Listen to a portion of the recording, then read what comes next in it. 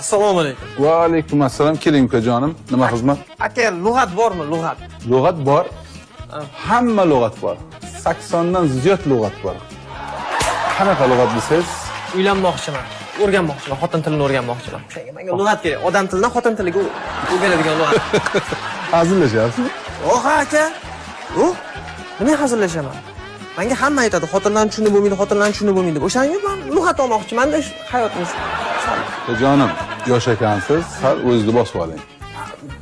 Xotin tilini o'rganaman deb olimlar juda ham harakat qilishgan. Yoshlari yetmagan, umrlari vafo qilmagan, oxirigacha o'rganish olmagan. Ikkita olim oxiriga yaqinlashgan, endi o'rganib bo'ladigan paytda xotinlar tilini o'zgartirgan. Bu bo'lmaydigan masalani nima qilsizda ukajonim? Nima iloji yo'qmi buni, ha? Hech iloji yo'q. O'rgandim zohir va botin tilini. O'rus va ingliz lotin tilini. Lekin o'rganolmay qarib boryapman yonimda sayragan xotin tilini. Bo'lmaydi.